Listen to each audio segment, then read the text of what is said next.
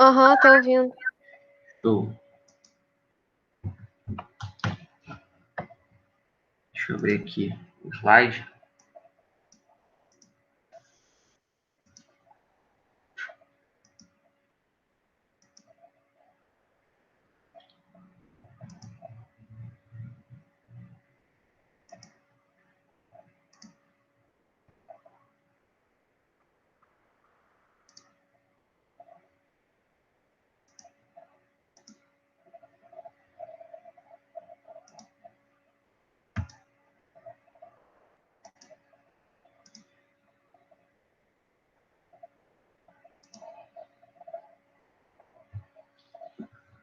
Vocês estão vendo o slide?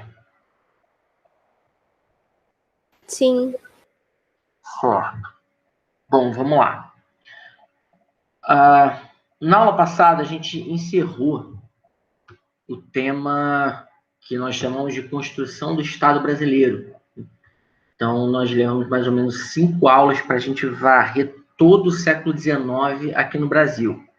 Então, nós abordamos desde a chegada de Dom João VI com a corte portuguesa em 1808, passamos pela independência do Brasil, passamos pelo período regencial, passamos pelo segundo reinado e aí finalizamos na aula passada a proclamação da República, né?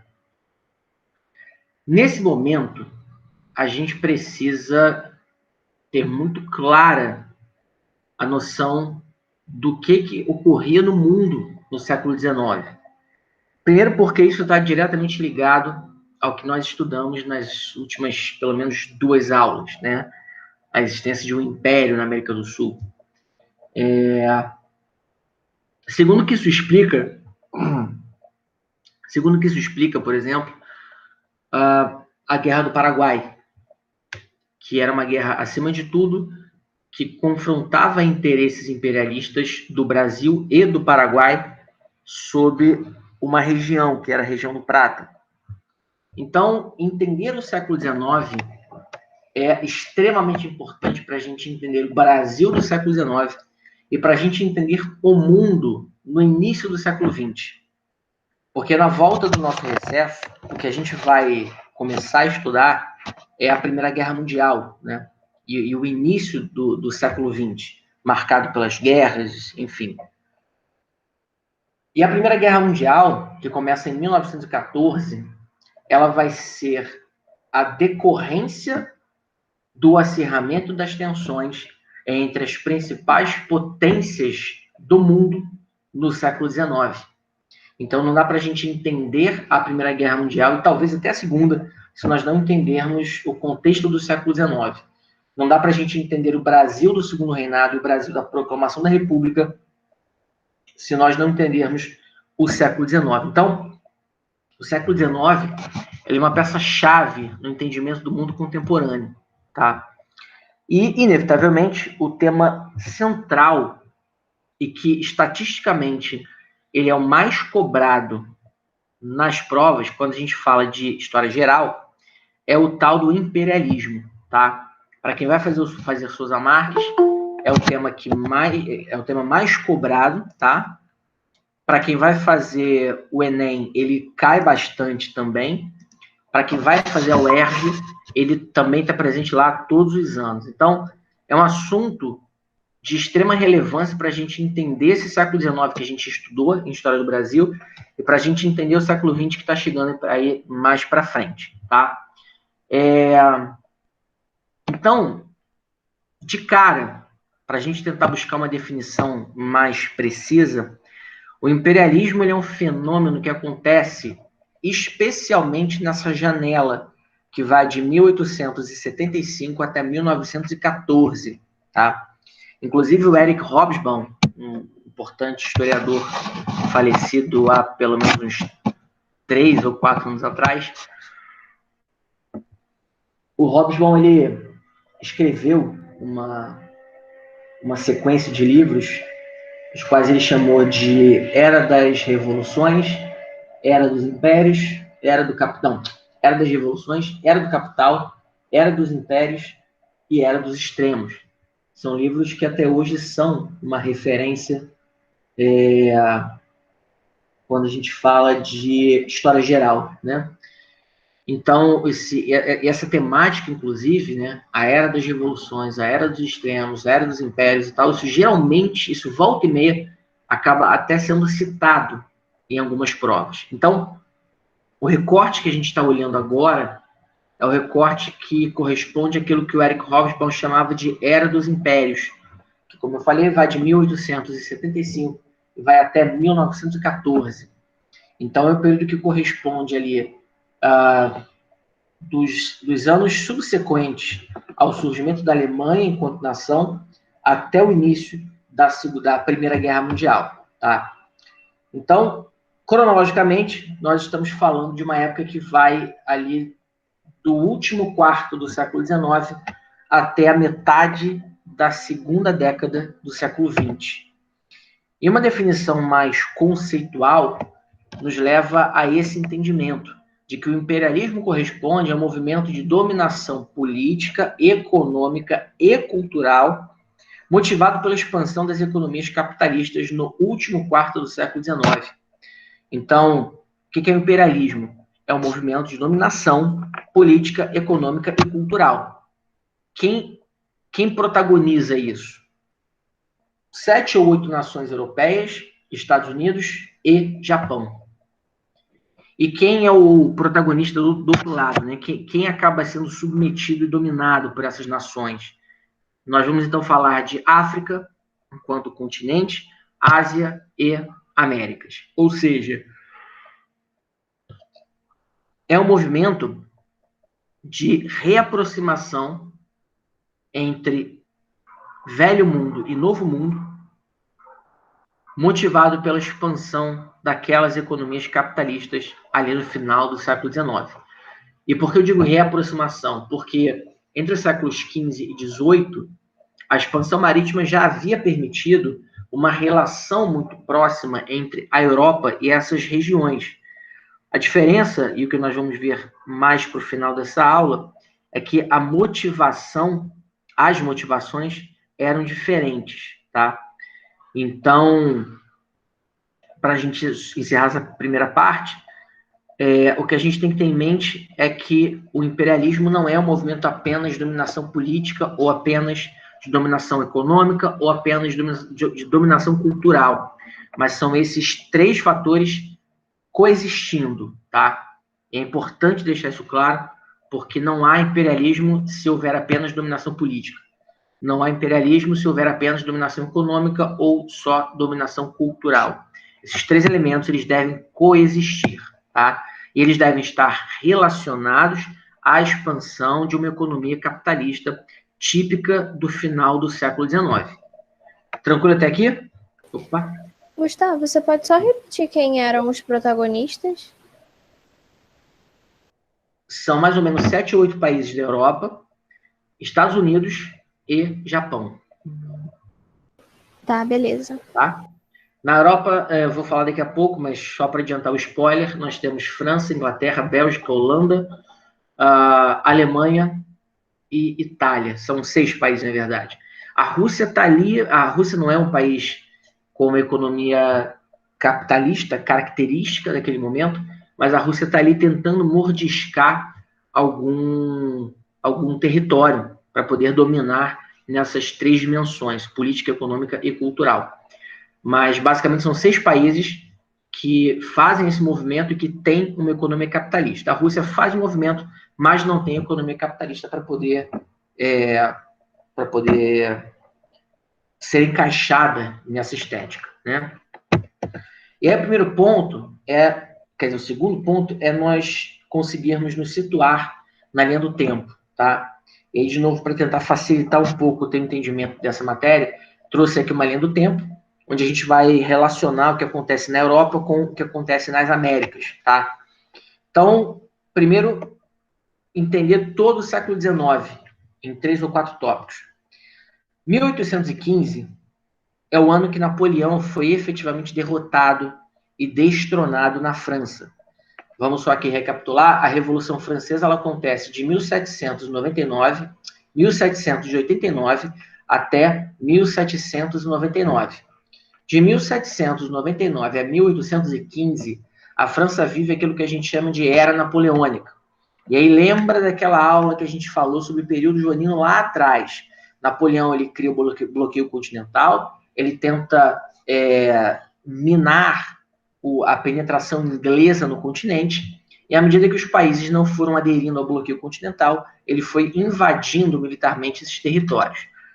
Napoleão ele vai ser efetivamente derrotado em 1815, e no momento que Napoleão é derrotado, os países monarquistas centralizadores, né, grosseiramente falando, os países absolutistas, eles vão se organizar e formar periodicamente o que nós chamamos de congressos de Viena.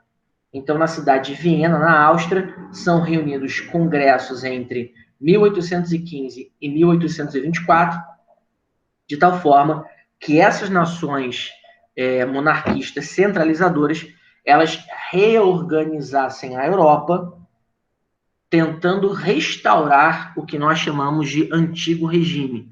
Porque lembra, o que Napoleão fez foi espalhar as ideias liberais no continente inteiro. E o que os congressos de Viena fazem é restaurar o antigo regime na Europa. Então, basicamente, era você reconduzir ao trono aqueles reis que haviam sido derrubados, destronados por Napoleão. Tá? Então, o Congresso de Viena tinha por intuito reorganizar o antigo regime. Então, depois de 20 anos de ondas revolucionárias, deixa eu só desligar meu WhatsApp aqui. Depois de 20 anos de ondas revolucionárias, nós vamos ter na Europa uma onda restauradora que foi o Congresso de Viena. Então, obviamente, que depois de um grande momento de tensão, que foi a Revolução Francesa e o seu desdobramento natural, seguido esse momento de tensão, nós temos um momento de distensão, que é o Congresso de Viena tentando restaurar a velha ordem absolutista. Inevitavelmente haveria um terceiro momento que, de modo dialético, tentaria combater essa restauração do antigo regime, tá? E esse período, que vai de 1815 a 1824, em que a Europa está restaurando o antigo regime, ele coincide com o movimento de independência do Brasil, tá? Então, no momento que a Europa rediscute a restauração da ordem absolutista, aqui no Brasil, Dom Pedro I está proclamando a independência.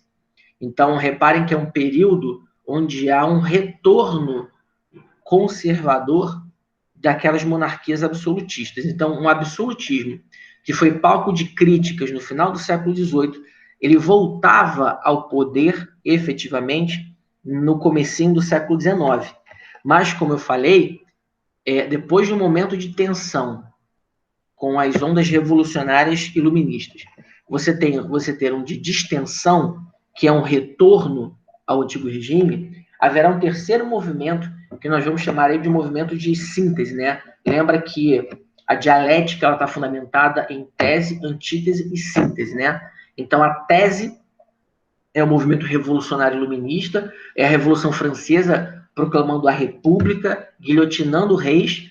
Aí você tem a antítese, que é o Congresso de Viena restaurando a ordem no antigo regime, e aí você vai ter a síntese, que são as ondas revolucionárias de 1830 e 1848, que são duas ondas revolucionárias que, na maior parte dos casos, vai tentar coordenar os modelos monarquistas com os ideais republicanos. Então, o que você vai ter a partir de 1830 são monarquias parlamentares sendo implementadas na Europa, tá? E aí, 1860, nós já vamos avançando em direção a... Oi? Gustavo, em relação ao Congresso de Viena, a Inglaterra ela apoiou, depois deixou de apoiar? Como é que ficou, mais ou menos Então, a isso? Inglaterra, ela meio que se mantém independente ao Congresso, tá? Porque, por incrível que pareça, o trabalho que Napoleão teve de expandir as ideias liberais, Isso era muito bom para a Inglaterra, né? Porque liberdade de comércio era algo que favorecia aos ingleses, mesmo os ingleses sendo as maiores vítimas de Napoleão, né? Então, quando acaba a Era Napoleônica, a Inglaterra ela não é um membro efetivo do Congresso de Viena. Primeiro, porque a Inglaterra já era uma monarquia parlamentar há quase 200 anos. Segundo, que a Inglaterra era crítica ao modelo absolutista, né? Terceiro, que, naturalmente, a reorganização do antigo regime faria novamente com que todos aqueles estados-nação reimplementassem as suas políticas mercantilistas, de fechar o mercado interno contra os produtos que vêm de fora, né? Então, a Inglaterra ela meio que fica ali como observadora do Congresso de Viena. Os países que eu chamo de carro-chefe desse congresso aqui eram três. Eram a Áustria, a Prússia, que mais tarde viraria a Alemanha, e a Rússia. Todos os três com a bênção da Igreja Católica, né? E, obviamente, que outros países participaram, né? Portugal participou do Congresso de Viena, a própria França, né, que era o cerne de toda essa confusão, participou do Congresso de Viena, até porque, no caso da França, a gente teve a recondução da dinastia Bourbon ao trono na França, mas a Inglaterra ficou ali de fora observando, tecendo críticas e torcendo para que isso resultasse no livre comércio. Tá? Beleza? Tá bom, obrigada. E aí, na segunda onda revolucionária, como eu falei para vocês, a gente vai ter uma reconfiguração. Então, isso aqui é um movimento de síntese, né? Então, dos movimentos iluministas revolucionários do final do século XVIII na França, passando pelos movimentos restauradores e conservadores da França do primeiro quartel do século XIX, a gente tem, então, a partir daqui, a partir de 1850 especificamente, a criação e a ascensão de monarquias parlamentares na Europa. Tirando a Rússia e Portugal, aliás, Portugal já era monarquia parlamentar. Tirando a Rússia e talvez a Áustria, toda a Europa ela sucumbiria ao modelo monarquista parlamentar a partir de 1850, tá? E aí, passada a primeira metade do século XIX, na segunda metade, nós teríamos alguns acontecimentos que, de certa forma, alterariam a ordem que foi construída na primeira metade do século XIX, e isso acabaria mudando um pouco o curso dos acontecimentos naquele século que, até 1850, já estava caminhando para uma maior estabilidade política nas relações entre os países. Esses movimentos são, primeiro, a unificação da Itália, tá? Então, a Itália ela não existia até 1863. Até essa data, a Itália, na verdade, era um grande conjunto de reinos que possuíam laços culturais semelhantes, mas eram geridos de maneira independente. Então, você tinha ao sul o reino de Nápoles e das Sicílias, ao norte você tinha o reino de Piemonte e Sardenha, você tinha o reino de Vêneto, você tinha o reino de Parma. Então, você tinha a Europa, a Itália era um pequeno território distribuído em pequenos reinos, né? Mas que desde os anos de 1840, 50, já havia movimentos na Itália que lutavam para a unificação territorial, para a criação de um Estado nacional forte, onde você pudesse implementar todas aquelas políticas características dos Estados nacionais, como moeda nacional, leis unificadas, exército nacional e por aí vai. Então, depois de muitos movimentos e de muita luta e intensos episódios de guerra civil, a Itália, ela em 1863, ela foi unificada. E aí a Itália passa a existir enquanto Estado-nação. Só para a gente traçar um paralelo, esse é o mesmo período que, para o Brasil, quer dizer, no Brasil, estão chegando as primeiras grandes levas de imigrantes, tá? Lembro que eu falei na aula passada, aquele projeto de branqueamento populacional feito por Dom Pedro II consistia na busca por imigrantes, né? Na atração de imigrantes da Europa para o Brasil. E como a Itália estava no processo de guerra interna, muitos italianos mais pobres, mais ligados aos setores agrícolas da Itália, eles vão fugir de lá em busca de um recomeço, né? E o Brasil foi um dos principais pontos de chegada para esses imigrantes. Lembrando que, ao mesmo tempo que acontecia o processo de unificação da Itália, lá nos Estados Unidos está rolando a Guerra de Secessão, a Guerra Civil Americana, que dividiu o que a gente chama de Estados da União, né, mais conhecidos como Estados do Norte, e os chamados Estados Confederados, mais conhecidos como Estados do Sul. Logo depois da unificação da Itália, nós vamos encontrar também o processo de unificação da Alemanha. E acho que esse aqui foi o ponto-chave, foi a grande virada nas relações diplomáticas da Europa, tá? Porque, assim como a Itália, a Alemanha não existia até 1871. E depois de quase 10 anos de disputas e conflitos, a Alemanha conseguiu se unificar, né? Então, a Prússia, país que eu mencionei aqui no Congresso de Viena, a Prússia virou Alemanha.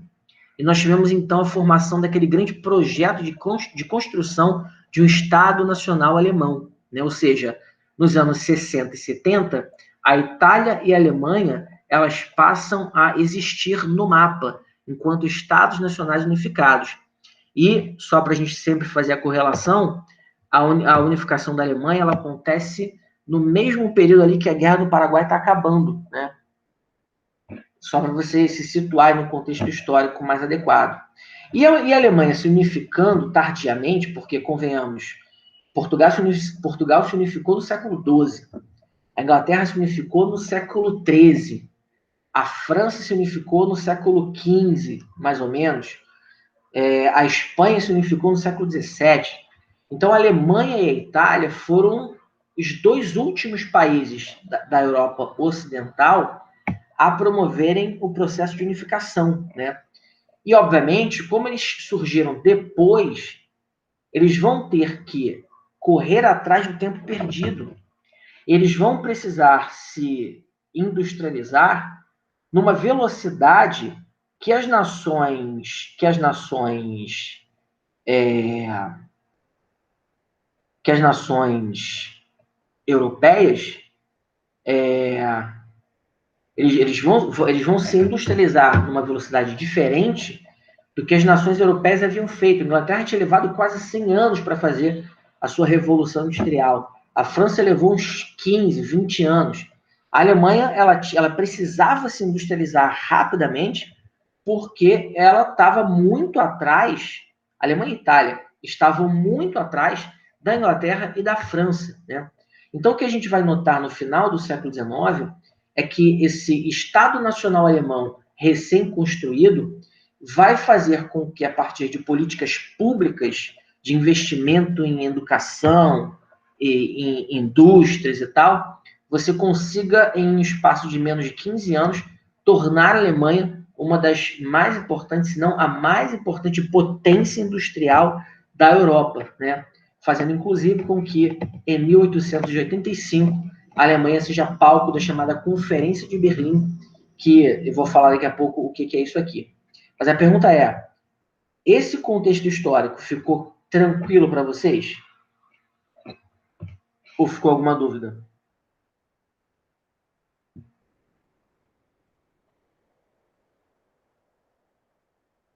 Tô tranquilo.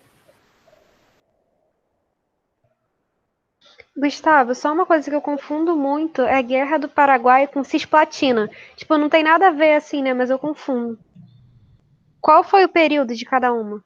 A Guerra da Cisplatina ela aconteceu em 1825 e ela acabou em 1828. E ela acaba resultando na independência do Uruguai. A Guerra do Paraguai acontece de 1864 a 1870 e ela resulta na derrota paraguaia e na hegemonia brasileira na América do Sul. A Guerra do Paraguai foi no segundo reinado mesmo, né? Foi no segundo reinado. E a Cisplatina foi... No primeiro reinado. Ah, tá bom, obrigada. Se ficar na dúvida entre quem veio primeiro, é só botar em ordem alfabética, porque coincidentemente funciona, né? Guerra da Cisplatina, Guerra do Paraguai. Guerra da Cisplatina vem na frente, né? Beleza? Tá bom, obrigada. Então, nesse final do século XIX, nós vamos ter a Alemanha se tornando essa potência industrial, graças a uma coalizão interna da burguesia industrial com a classe dos chamados Junkers, que eram os aristocratas alemães. Então, vai haver uma grande aliança nacional entre setores interessados nesse desenvolvimento e que fazem com que, no espaço de 15 anos apenas, a Alemanha se industrialize ao ponto de ser a maior potência industrial alemã.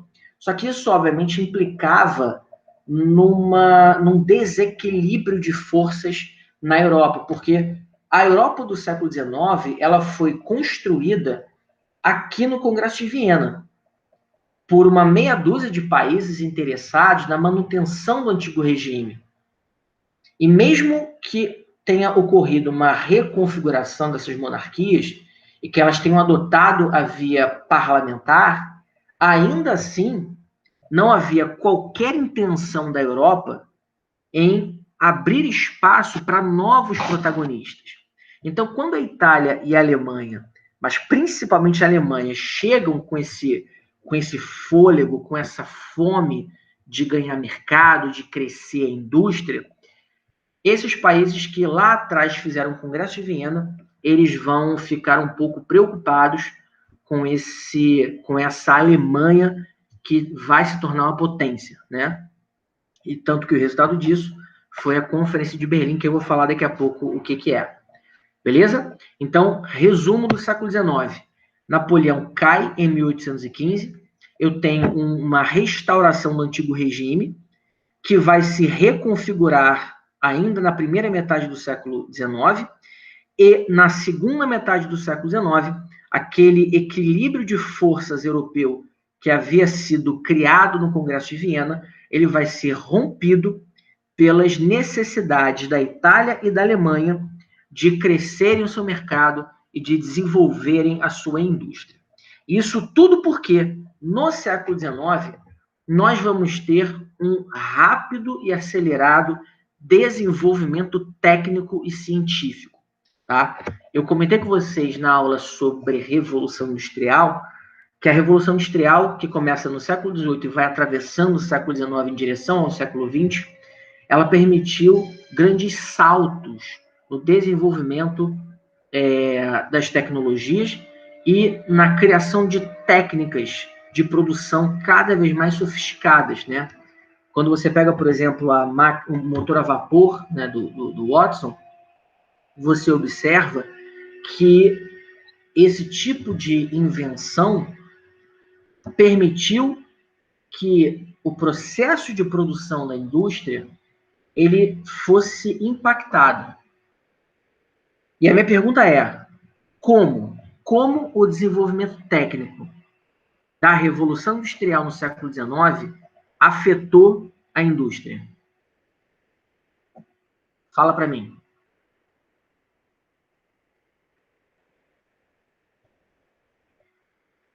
Na otimização do trabalho? Perfeito. Como é que esse trabalho foi otimizado?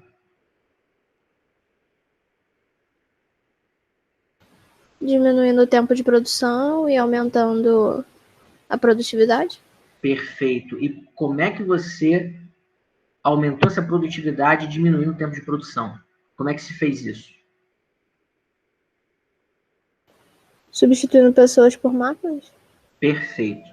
A introdução das máquinas no processo produtivo, que era algo que já vinha acontecendo desde a Inglaterra do século XVIII, só que agora no século XIX eu tenho máquina a vapor, o que produzindo uma velocidade, uma produtividade muito maiores, isso aqui fez com que o ritmo de produção das fábricas aumentasse vertiginosamente. E a Alemanha e a Itália, que se unificam no final do século XIX e já de cara experimentam uma revolução industrial, elas já entram nessa atmosfera aqui. Diferente da Inglaterra, porque a Inglaterra primeiro viu a primeira fase da Revolução Industrial, aí pegou o tear de madeira, depois o tear mecânico, aí depois viu as primeiras máquinas a vapor, e aí entrou nesse ritmo aqui. A Alemanha não. A Alemanha e a Itália mal se unificaram, eles já investiram em um parque industrial extremamente moderno, voltado a tudo o que havia de mais tecnológico naquele momento, né? Então, quando a gente pega o século XIX e observa aquilo que a gente chama de segunda revolução industrial ou segunda fase da revolução industrial, nós notamos que a introdução do motor a vapor nas fábricas potencializou ainda mais a produtividade dentro das fábricas. Isso aconteceu não só na Inglaterra, mas aconteceu também na França, na Holanda, na Bélgica, na Itália, na Alemanha, depois nos Estados Unidos, depois no Japão. E a gente vai somar isso a novas fontes de energia que foram aplicadas no processo de produção. Tá? Eu estou falando especificamente do petróleo e da energia elétrica. Tá? O petróleo foi primeiro utilizado como combustível, né, para iluminação nas fábricas. Porque vamos lembrar aqui que as fábricas, até a energia elétrica ser implementada, as fábricas eram iluminadas com lamparinas, né? E essas lamparinas, elas usavam o petróleo como combustível, né?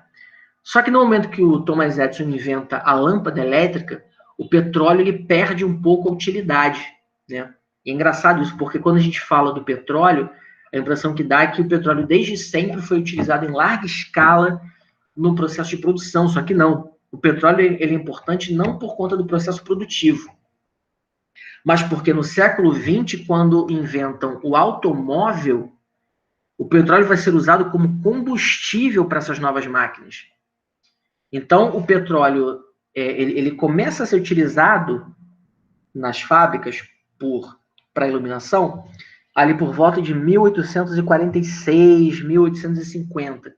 Na época, o Azerbaijão era o local de onde se extraía petróleo, né? Depois ele foi sendo extraído em outros lugares. Mas por volta de 1870, 1880, você já perde um pouco a importância do petróleo para a iluminação, né? E o petróleo só voltaria a ser demandado em larga escala ali por volta de 1914, 1920, quando o automóvel do Henry Ford foi inventado e usava o petróleo como matriz energética, né? Eu até separei aqui um videozinho para vocês darem uma olhada na história do petróleo, tá? Vídeo curto, eu até... O petróleo surgiu na história moderna. Susto. Eu até cortei esse videozinho para deixar a parte mais interessante, tem 1 minuto só, mas vale a pena dar uma olhada. No campo da medicina, quando surgiu, né? O petróleo surgiu na história moderna no campo da medicina, quando um boticário americano vendia o produto às farmácias sem muito sucesso, até que conseguiu refiná-lo a querosene iluminante, chamando a atenção de outro empresário que contratou um ex-maquinista de trem para construir a primeira torre de perfuração. Iniciou-se a história do petróleo em larga escala, como combustível iluminante, e a de John Rockefeller, magnata da Standard Oil, maior empresa de petróleo que já existiu. Na Rússia, os irmãos Nobel, que dão o nome ao prêmio, fundavam as primeiras refinarias privadas de oleodutos. Mas todo este império foi rapidamente ameaçado por ninguém menos que Thomas Edison, o inventor da luz elétrica, por motivos óbvios. Sem tanta utilidade no ramo da iluminação, o petróleo só teve sua história continuada graças à ideia de um outro grande nome, seu salvador, Henry Ford, o principal responsável pelo boom da indústria automobilística. Então, só para a gente desfazer essa ideia, né, de que o petróleo desde sempre teve larga utilização nas fábricas, quando na verdade não, porque a energia das fábricas que movimentava as máquinas continuava sendo a água, né, porque os motores eram a vapor. E foram assim durante muito, muito tempo, além do carvão, que continuou também alimentando muitas fábricas até a metade do século XX, se duvidar, tá? O fato essas novas fontes energéticas, né, que potencializaram o trabalho nas fábricas, associados às máquinas a vapor, eles permitiram uma maior produtividade, né?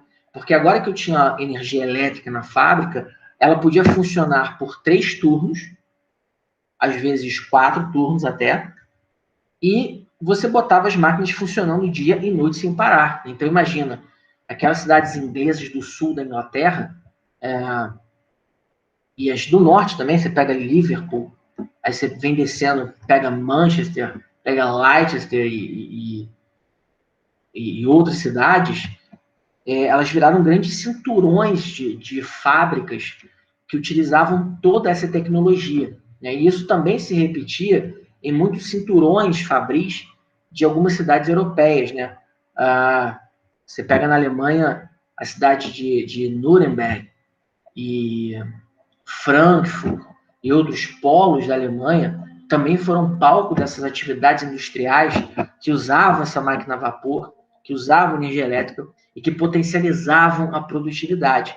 Então, obviamente, se eu tenho uma maior produtividade nas fábricas, e não só nas fábricas inglesas, como também nas fábricas holandesas, nas fábricas belgas, nas fábricas alemãs, nas fábricas francesas, depois nas fábricas americanas e japonesas, a Europa ela começa a ficar aos poucos com um mercado consumidor limitado, porque até a Inglaterra e a França perderem a hegemonia, todo o mercado europeu de artigos maquinofaturados pertencia a esses 2 países. Só que no momento que eu tenho 6 países fazendo a revolução industrial nessa segunda etapa, você há de convir comigo que a concorrência aumenta bastante. E aí eu te pergunto, se a concorrência ficar grande nesses países, o que eles podem fazer para driblar essa concorrência? Ou para evitar a concorrência?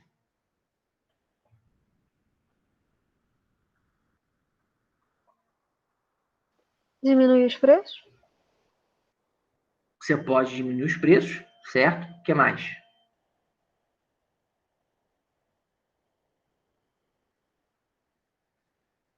Aplicar taxas? Aplicar taxas, beleza, mas tem ainda mais uma coisinha que você pode fazer.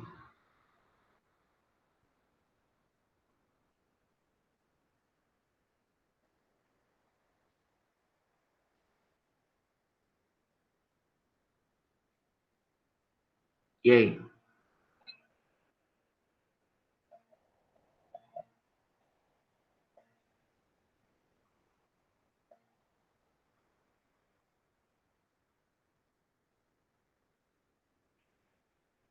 Investir em tecnologia também? Também pode ser. E uma outra coisa que eles poderiam fazer era buscar novos mercados consumidores. Porque o que você tem são 6 países, depois a gente vai somar isso o Japão e os Estados Unidos, então são 8, na verdade, e mais a Rússia tentando criar territórios coloniais, mas são 7, 8 países disputando o mercado consumidor que existe na época, aqui é basicamente a Europa e as Américas, só que agora eles vão precisar buscar novos mercados, porque a Europa estava ficando saturada. Então eles podiam sim baixar os preços, eles poderiam sim investir em tecnologias que aumentassem mais ainda a produtividade. Só que naquele momento o limite já havia chegado, né? A Europa só teve um novo salto tecnológico 100 anos depois, praticamente, com a revolução técnico-científico-informacional. Então, naquele cenário de final do século XIX, o que essas potências poderiam fazer era buscar novos mercados consumidores. Aí eu pergunto a vocês, abrindo o o Mapa Mundi está à sua frente nesse exato momento. Quais regiões você poderia buscar visando esses novos mercados consumidores naquele momento?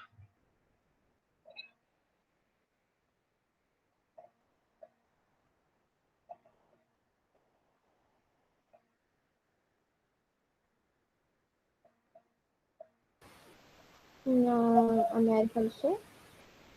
América, beleza, o que mais? Talvez na Ásia também. Boa, falta mais um. África. Perfeito. É o que a gente vai chamar de 3 As, né? África, América e Ásia. Então, o mundo que até então concentrava os mercados consumidores na Europa, ele agora vai expandir esses mercados consumidores, né? Só que tinha um problema. América, África e Ásia eram formados, à época, por nações ainda bastante atrasadas em relação à Europa, do ponto de vista industrial, né? Então, o que você tem são potências que começam a mirar para esses continentes. Tudo bem que as Américas, de certa forma, já eram mais conhecidas da Europa naquele momento. Agora, a África e a Ásia eram completamente desconhecidas, né? Não que a Europa não tivesse estabelecido relações com esses continentes até então. Pelo contrário, desde o século XV, por conta da expansão marítima, que já havia uma relação entre a Europa e essas áreas, né? Só que eles, até então, tinham outros objetivos e agora eles querem mercado consumidor, né? Só que para você transformar essas regiões em mercado consumidor, o teu esforço é muito grande. Porque imagina, vamos supor que você é a Inglaterra. Você precisa exportar os seus produtos para a África e convencer os caras na África. E lembre-se que a África é um continente enorme, dá mais ou menos de 2 vezes ou 3 vezes a Europa, tá? Formado por mais ou menos 300 etnias e com uma distância cultural enorme de você, Europa. Então não era uma tarefa muito simples, não era simplesmente levar um navio, atracar num porto em Angola e sair vendendo numa feira. Basicamente, o esforço que a Europa, Estados Unidos e Japão tinham que fazer era reeducar esses povos de modo que eles entendessem e entrassem na lógica cultural daqueles países. Porque só assim essas populações entenderiam o sentido do uso dos produtos que seriam vendidos a elas. E aí entra um ponto importante, né? Para que a Europa, Estados Unidos e Japão buscassem esses mercados consumidores em destaque no mapa, entra o segundo fator que justifica o imperialismo, né? Então, o primeiro fator é essa expansão das economias capitalistas, que aconteceu por conta de uma maior produtividade. O segundo fator é o fator cultural, porque, como eu falei para vocês, que os países europeus eles precisariam, basicamente, reeducar aquelas sociedades para que elas entendessem a lógica daquele consumo. Os aspectos culturais da Europa no século XIX, eles são extremamente relevantes para a gente entender o imperialismo, tá? E aqui eu abro um grande parênteses para te mostrar o seguinte. O século XIX não foi o século em que a ciência deu as maiores contribuições para a humanidade. Eu costumo dizer que o século XX foi esse grande século. Contudo, as primeiras grandes contribuições, elas vieram do século XIX. E a gente costuma dizer, eu peço que você guarde muito isso que eu vou te falar agora, o século XIX é o século em que a ciência ela se profissionaliza no campo intelectual. Gustavo, como assim? Até então, até o século XVIII, a filosofia, especialmente a área do conhecimento que a gente chamava de filosofia natural, era quem explicava os fenômenos da natureza, tá? Não havia uma preocupação rigorosa em estabelecer critérios, métodos e processos investigativos na hora de você estudar um fenômeno. Esse fetiche pelo método, pela observação, isso é do século XIX, tá? Então, no século XIX, a química, a biologia, a física, a matemática, a geografia, a história, todas essas áreas do conhecimento que hoje nós chamamos de disciplinas, elas elas passam a ser enxergadas a partir do olhar científico somente a partir do século XIX. Então, no século XIX, houve um esforço para criar um método de investigação, para criar um objeto, para definir qual seria o objeto de cada uma dessas ciências, tá? E por que eu estou falando isso? Porque no século XIX, basicamente surgiram todas as principais ciências que a gente convive agora no século XXI. Antropologia, sociologia, história, psicologia, a biologia, a matemática, a física, a química e tal. Porque até então, todos esses conhecimentos estavam agrupados naquilo que a gente chama, como eu falei, de filosofia natural ou ciências naturais. E no século XIX, essas áreas do conhecimento, elas são desmembradas e são transformadas em disciplinas específicas do conhecimento técnico. E nesse momento também vai nascer uma outra ciência que a gente chama de arqueologia, que é aquela ciência que se debruça sobre o estudo das sociedades passadas a partir dos vestígios materiais, dos vestígios fósseis, né? Então, no século XIX, começam as primeiras descobertas em relação aos fósseis dos animais, dos seres humanos, e aí começa a surgir uma necessidade de você meio que organizar esse conhecimento, né? E como é que você organiza um conhecimento? Você pode organizar de várias formas. Você pode organizar por tema, você pode organizar por objeto, por região, e você pode organizar também por cronologia. Ou seja, você encontrou vários fósseis, então você vai organizar para dizer qual é o mais antigo, qual é o mais novo, né? E a descoberta, aliás, a invenção da arqueologia, junto com a transformação da história, que passou a ser ciência no século XIX, e essas duas somadas à biologia, que era uma ciência muito forte no século XIX, eles vão dando à intelectualidade europeia naquele momento mecanismos para que eles começassem a entender os principais questionamentos que os homens fazem, né? Que a humanidade faz, que é de onde nós viemos e para onde vamos. Então, essa necessidade de você saber de onde você veio, para onde você vai, a resposta a essas perguntas começaram a ser formuladas por essas três ciências, basicamente, pela biologia, pela história e pela arqueologia. E aí, no século XIX, os biólogos, os cientistas naturais da biologia, eles começam, então, a entender que toda sociedade ela passa por um início, por um meio e por um fim. E que a cada etapa desse processo, ela vai adotando certos comportamentos diferentes do anterior, e quando ela chega no último estágio, ela então atinge aquilo que os intelectuais daquele momento chamam de estágio civilizacional. Então, naquele finalzinho do século XIX, a ciência enxergava a sociedade, a história da humanidade, como sendo a história de povos que passaram por três etapas. A primeira etapa era a da barbárie, a segunda etapa era a etapa da selvageria, e a última etapa, no processo de evolução dos povos, era o que a gente chama de civilização. Então, necessariamente, todas as sociedades da época passaram, quer dizer, de acordo com a crença daquele momento, né? Todas as sociedades da época passaram necessariamente por essas três etapas evolutivas. Inclusive, essa crença na evolução, ela também se reflete no modo como os homens se relacionam com a sua fé. Porque o espiritismo ele é do século XIX, né?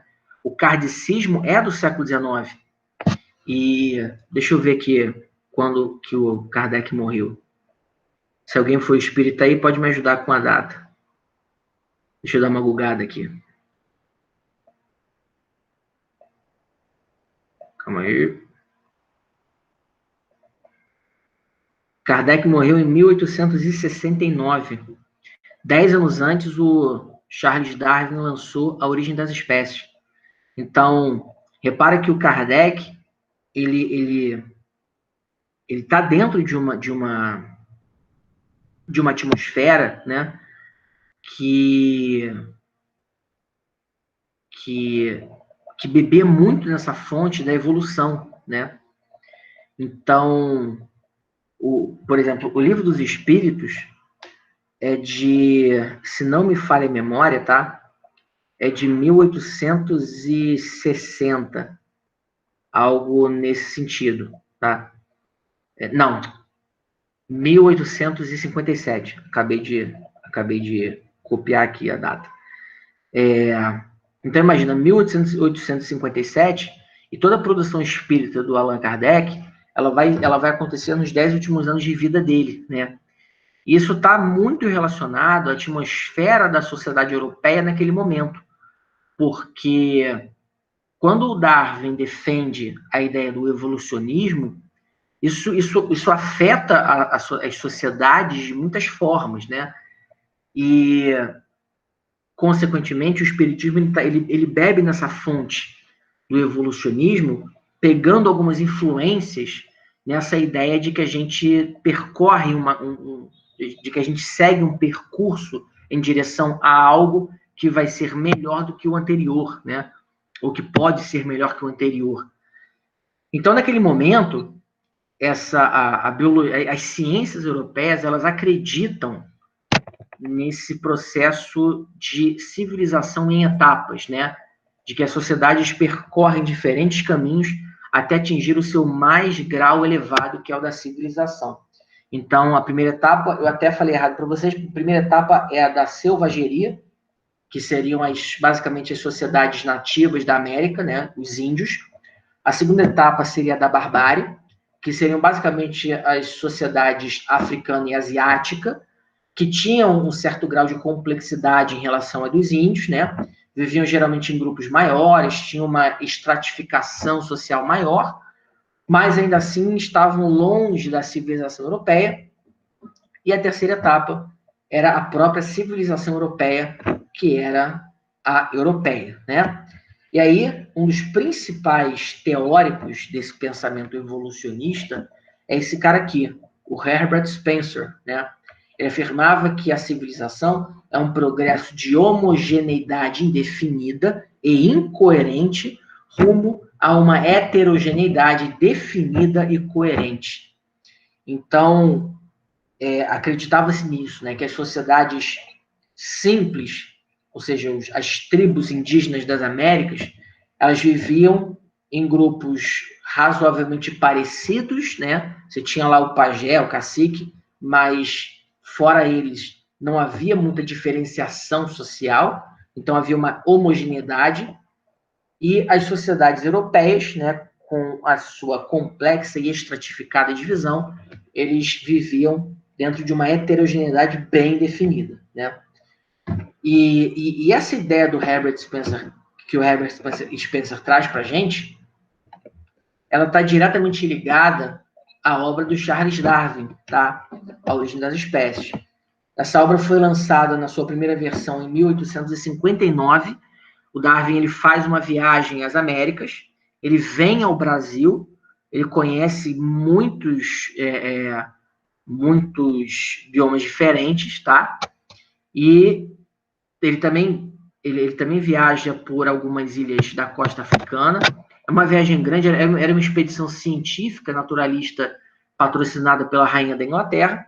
E o Darwin ele aproveita para estudar as espécies, né, locais, e ele acaba encontrando algumas correlações entre essas espécies, né, entre espécies de diferentes regiões em diferentes espaços, né? E isso vai contribuir para que ele formule, então, aquilo que vai ficar bem especificado na Origem das Espécies como sendo a teoria darwinista, né? De que as sociedades elas possuíam uma ancestralidade comum, mas, em algum momento, elas acabaram se diferenciando, se separando, né? Ele até usava o exemplo dos seres humanos e dos macacos, não para afirmar que nós, os macacos, tínhamos... não que nós, os macacos... Não que nós tivéssemos surgido dos macacos, mas que nós e os macacos tivéssemos um ancestral em comum, né? Essa era a grande ideia que o darwinismo trazia e jogava na mesa naquele momento. Só que, obviamente, esse pensamento darwinista, ele acabou dando origem, ele acabou se desdobrando em um conjunto de outras crenças que foram extremamente importantes para a gente entender como é que o imperialismo se sustentou, né? E como é que, inclusive, a ciência foi se comportar no final do século XIX, né? Porque quando o evolucionismo coloca na mesa para a gente a ideia de que as sociedades estão em constante evolução, de que existem sociedades mais evoluídas do que outras, você começa também a abrir espaço para achar que existem povos que são mais evoluídos do que outros também, né? Isso, inclusive, é interessante porque quando a gente estuda nazismo daqui a algumas aulas, a gente vai buscar a raiz do pensamento ariano, que o Hitler defendia tanto, né? E boto aqui um texto que vocês acham que vão conseguir identificar de quem é, que está diretamente ligado a esse pensamento darwinista, a esse pensamento evolucionista do século XIX, que é o seguinte, ó: a mistura de raças muito diversas é, na maioria dos casos, prejudicial. Ante as conclusões do evolucionismo, ainda quando reage sobre o produto ou influxo de uma raça superior, despontam vivíssimos estigmas da inferior.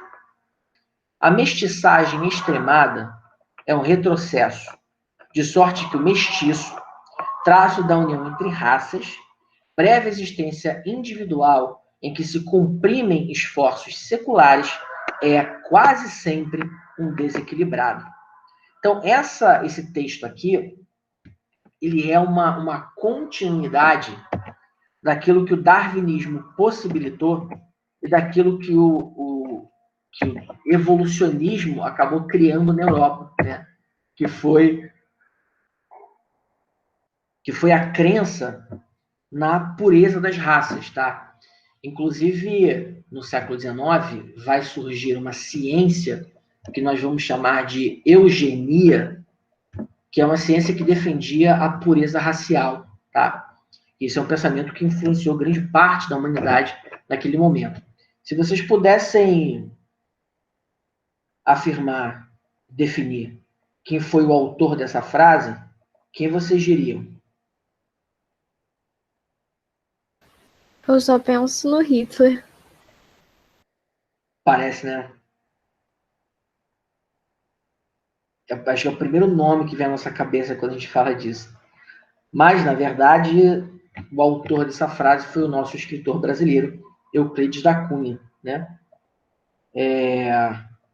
Então, olha que louco. Euclides da Cunha escreveu Os Sertões, foi jornalista testemunha da Guerra de Canudos, final do século XIX, ligado à geração, acho que é realismo, né, do Euclides da Cunha. Ele, no século XIX, ele era um dos defensores da pureza das raças, né? Primeiro que na época acreditava-se nisso de raças, no plural, né? Segundo que o pensamento evolucionista ele reverberou para diferentes sociedades em diferentes tempos, produzindo também diferentes percepções sobre isso, né? Aqui no Brasil, no mundo de modo geral, esse pensamento eugenista ele vai prevalecer no mundo até quase, sei lá, até o final da Segunda Guerra Mundial, né? E esse pensamento ele nasce a partir da crença na evolução das sociedades. E quando a humanidade começa a observar que havia uma diferença grande entre os povos europeus e os povos africanos, ao invés de eles raciocinarem da lógica de que os europeus, através de uma série de relações de exploração econômica, extraíram riquezas dessas regiões, né? Eles vão raciocinar, na verdade, que os europeus eram mais desenvolvidos porque eram pessoas mais evoluídas e ponto final, né? Então, essa crença, inclusive, vai fazer com que, no momento que a Europa esteja buscando o mercado consumidor, ela se preocupe em criar esse mercado consumidor a partir quase de uma relação didática entre os europeus e os povos da África, da Ásia e das Américas. Então, no século XIX, foram enviadas diversas missões civilizatórias com o intuito de educar esses povos africanos, asiáticos e americanos, no sentido de que eles entendessem a cultura europeia e passassem, então, a absorver aqueles elementos culturais para que, então, eles se tornassem aquele mercado consumidor que a Europa esperava que eles fossem, né? Então, quando a gente pega o século XIX, a gente vai observar que havia essa crença, né? E esse pensamento ele vai acabar influenciando também outros tipos de imperialismos, mas que eu vou deixar para falar com vocês só na próxima aula, porque são assuntos um pouco mais extensos, e aí não faz muito sentido eu começar agora e terminar 12h25, 12h30, enfim. Então, eu vou parar por aqui, tá? Recapitulando, nós abordamos o conceito de imperialismo, vimos que é um movimento de dominação política, econômica, cultural, ao mesmo tempo, de países cujas economias estavam em expansão naquele período do século XIX, e que se debruçam sobre novas regiões que são América, África e Ásia, em busca basicamente de mercados consumidores. Nós vimos que as duas bases do imperialismo são, no campo econômico, o rápido desenvolvimento industrial europeu, que aumenta a produtividade e demanda por mercado consumidor, e do ponto de vista cultural, as teorias científicas do século XIX, que se baseiam na crença do evolucionismo, do darwinismo social e da eugenia, e que acabam remontando a uma ideia de que a Europa era uma sociedade mais evoluída e tinha quase que uma obrigação moral de fazer com que os outros povos não evoluídos se tornassem tão evoluídos quanto os europeus. E a gente vai ver na próxima aula que esse pensamento ele também vai chegar nos Estados Unidos, ele também vai chegar ao Japão. E aí a gente vai entender na prática como é que esse imperialismo se debruçou sobre essas regiões coloniais no século XIX. Beleza? Só para passar um recado, o Igor teve um problema e na quinta-feira ele não vai poder dar aula para vocês. Então, o que eu fiz? Eu troquei a minha aula de segunda-feira que vem para essa próxima quinta, tá? Então, quinta-feira agora às 9 é a nossa aula de História e na semana que vem, na segunda-feira, 13h, vai ser a aula do Igor. Beleza? Então, essa semana a gente tem 2 aulas de História e na semana que vem a gente tem 2 aulas de Geografia. Tranquilo? Tranquilo. Então, beleza. Quinta-feira, às 9 da manhã, a gente se encontra nesse mesmo bate-canal aqui, para a gente continuar o imperialismo, observar os casos particulares, os conflitos locais que ocorreram em decorrência das ações imperialistas, e a gente encerra esse tópico. Beleza? Beleza. Então é isso aí, pessoal. Até quinta-feira. Qualquer coisa, chama lá no Zap que a gente responde. Beijos.